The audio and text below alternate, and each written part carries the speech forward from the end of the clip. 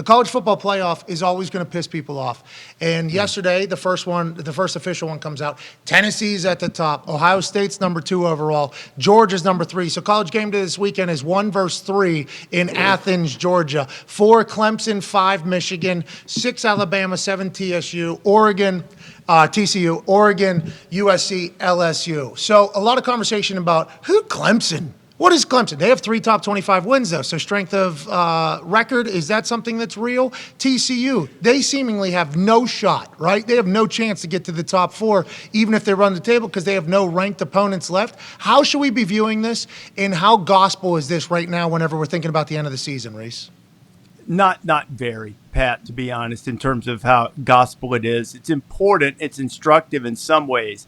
But I still think that TCU probably doesn't have the ability to lose a game and still make it, even if they win the Big 12, absent other meltdowns around them. But if they win all of their games, I think it's a virtual lock that they'll be in the playoffs. Okay, here we go. Yeah, TCU. if they run the table, they'll go. So I'm not too worried about that. I think you can make a really good case that they should have been ranked higher, and you can probably make a case that Clemson should have been a spot or 2 lower.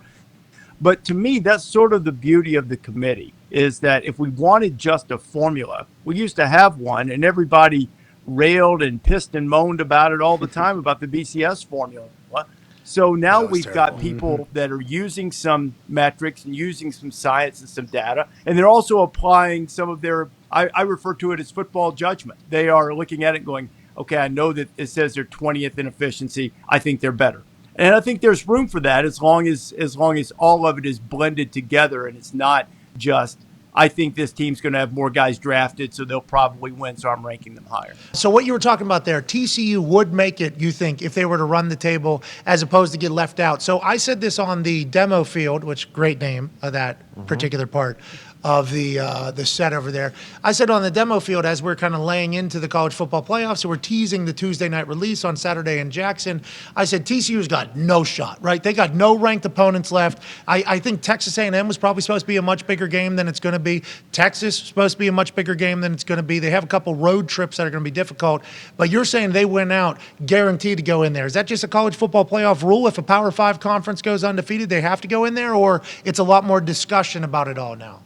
Yeah, no, there's no guarantee of it because their charge, and they have some criteria they use for evaluation, but the charge is to get the 4 best teams.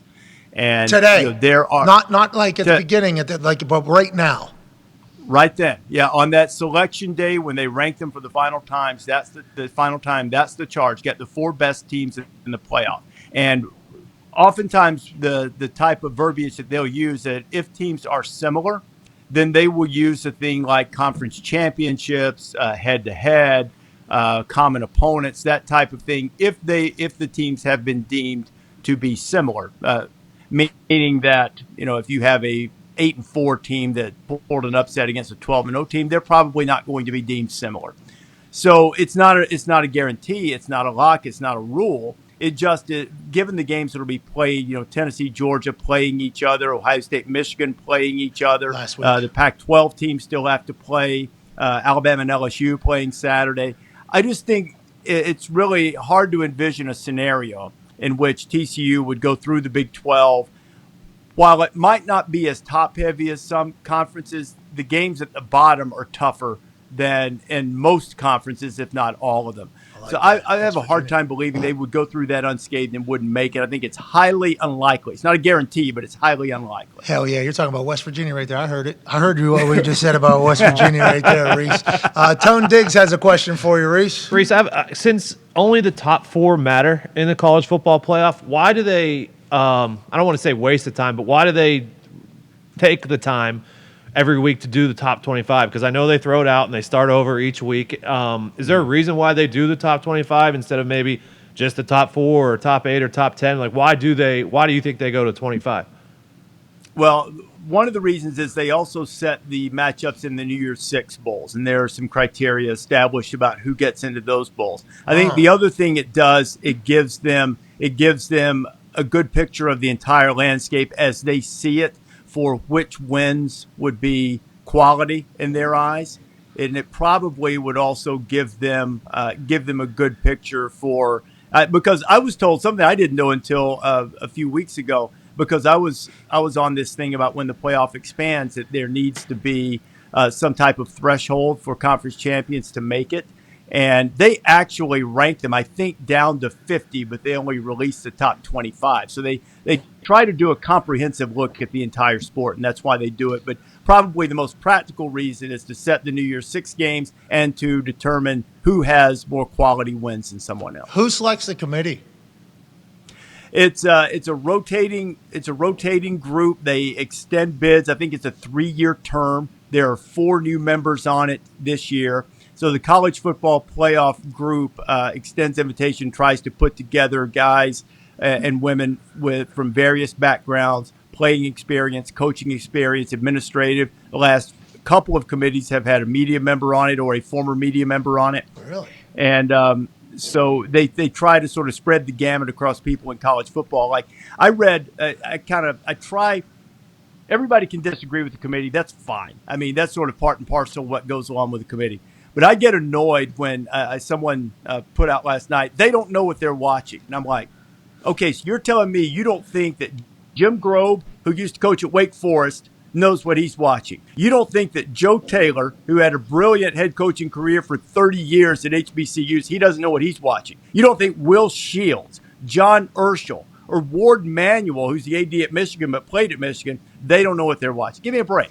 You know, you can disagree with them. That's fine. I mean, that's part of the territory. But they know what they're seeing. You know, they're able to make football judgments on things. I saw Boo was the guy I talked. Boo Corrigan, I believe is his name. He's the athletic director for NC State. NC State. He was talking last night. Is being able to articulate what the committee is finding a part of picking the leader of the committee, or is that just strictly this person will get us to the decision better than everybody else? I think it's a little bit of both, Pat. It's an important part to represent what the committee thinks, and it's also you want someone with good leadership qualities in the room. And Boo mentioned last night this is his first year as the chair, and mentioned using a light touch, trying to pick his spots. Probably learned that from his father, who was a longtime administrator, who's the athletic director at Notre Dame in Virginia, the commissioner of the ACC, Gene Corrigan. Boo's brother Tim. Yeah, Boo's brother Tim works for us, used to work in college football, and now is a coordinating producer, probably senior coordinating producer in the NBA.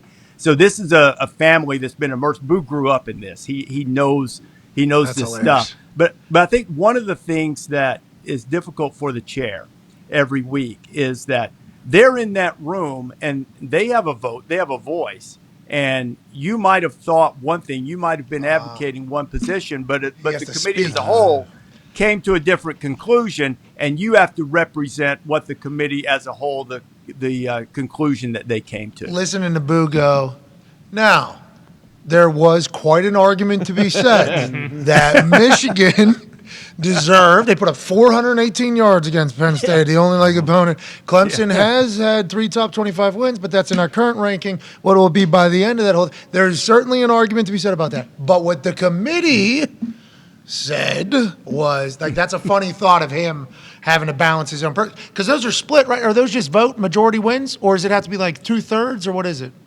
No, they do it. It's a really interesting way they've done it, and I've gone through the exercise a couple of times. They put teams on the screen, and you list 6 teams, and no particular order.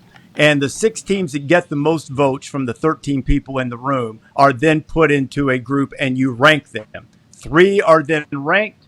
The other 3 are held over. You do the entire process over and over again. So they don't just do it like you would do the AP poll or the coaches poll, where everybody votes 1 through 25, and then you add it up.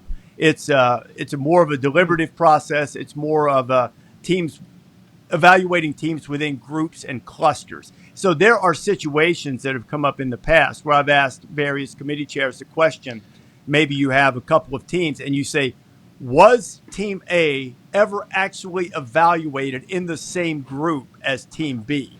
and sometimes they'll tell you, and sometimes they won't. And so that's also an interesting thing. How do you feel being the guy that has to lay out the information every Tuesday night of what the committee's voting on? Not even what Boo is telling you what the committee's voting on. You have to do it because as soon as the top two, as soon as Georgia was ranked 3, you go, so we miss out on 1 verse 2 this week. That was your first reaction. Your first reaction. I heard it. I literally heard it because as soon as it popped up on the screen, I had the same reaction as you. It was like, all right, so it's 1 verse 3 this weekend or whatever.